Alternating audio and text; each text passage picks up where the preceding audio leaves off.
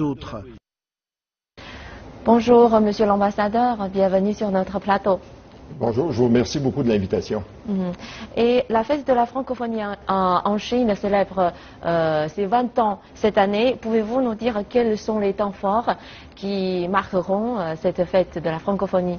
Bien, je dirais cette année, il y aura une programmation exceptionnelle. Et puis, nous nous attendons à ce qu'il y ait plusieurs dizaines de milliers de personnes qui vont participer aux activités. Je dirais qu'il va y avoir 3 moments forts.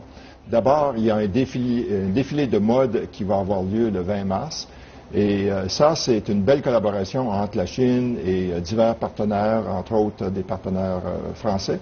Je dirais ensuite, bien sûr, il y a la programmation du côté des films. Et là, cette année, étant donné que c'est le 20e anniversaire, il y aura 20 films diffusés dans 20 villes. Et c'est 20 films qui proviennent de 20 pays de la francophonie. Et ça, je pense que ça va bien représenter toute la diversité culturelle qui existe dans la francophonie. Et puis, bien sûr, il y a Mars en folie, où chaque année, ce sont des événements très courus qui donnent la chance au public chinois de voir ce qui se fait de bien dans les pays comme la Suisse, la Belgique, la France et le Canada et le Québec. Et puis, je pense que ces événements seront très courus et puis vont bien représenter toute la richesse de la culture française. Et vous avez dit que cette fête sera une fête exceptionnelle.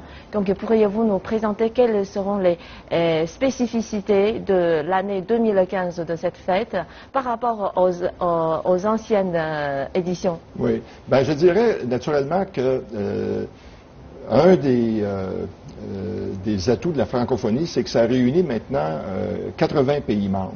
Bien sûr, le pays qui a l'influence la plus importante, c'est la France, et nous sommes très heureux de pouvoir compter sur tout l'appui technique, financier de la France.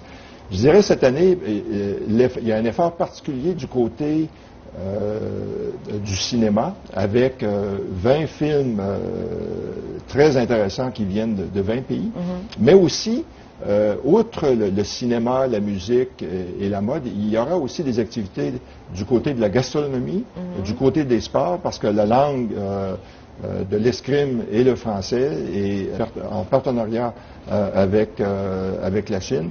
Et puis, je pense que grâce à ça, on va pouvoir démontrer toute la richesse, la programmation. À nouveau, moi, je pense, j'inviterai les auditeurs dans les 20 villes chinoises d'aller voir les films. Ça va leur donner une très bonne idée de la culture.